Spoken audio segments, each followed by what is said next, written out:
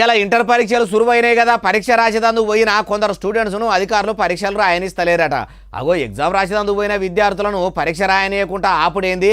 ఏడాది మొత్తం చదివిందంతా కూడా ఆ ఎగ్జామ్ రాసేదందుకే కదా అంటే ఎందుకు ఆపిరో నేను చెప్తా పాండి. అగో బురికేసుకొని వచ్చిన ఈ బుజ్జి ఇంటర్ పరీక్ష రాసేదందుకు పోయిందట. सीसी कैमरा रहता है इस सेंटर में देख लेता हूँ. अरे हम देख लेते वो మాకు కూడా ఏదో కన్ఫ్యూజన్ ఉంటుంది. ఏం చేయలేం. అది సీసీ కెమెరాలో టైం రికార్డ్ అవుతాయి బోధుతున్నాయి. అర్థమైందా? ఎగ్జామ్ టైం కంటే ముందుగానే సెంటర్కు చేరుకోవాలి. హాల్ టికెట్లు కూడా మర్చిపోకుండా మంచిగా తీసుకుపోవాలి.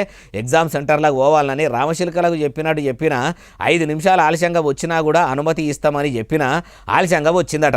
పాపం ఆమె అట్లా ప్లీజ్ ప్లీజ్ ప్లీజ్ అని బతిలాడు చూస్తుంటే చూసిన వాళ్ళందరికీ గోస అనిపించబట్టి. కానీ ఆడ కావలిగా ఉన్న పోలీస్ కానిస్టేబుల్ సార్ ఏం చేస్తాడు? ఆయన చేయవలసిన డ్యూటీ ఆయన చేస్తున్నాడా?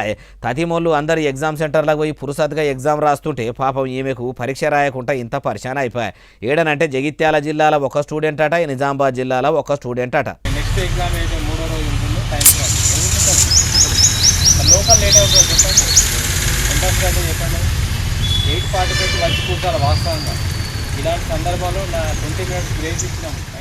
9:05 కదా స్టూడెంట్స్ తల్లిదండ్రులారా, పిల్లలను ఏళ్ళ ఓ అర్ధగంట ముగ్గంటే సెంటర్కు చేరుకునే తట్టు చూడుండ్రి. లేకపోతే ఇదే పరిశాన అందరికి వచ్చే తట్టు ఉన్నది అంటుర్రు ఈ ముచ్చటిన్నోళ్ళు.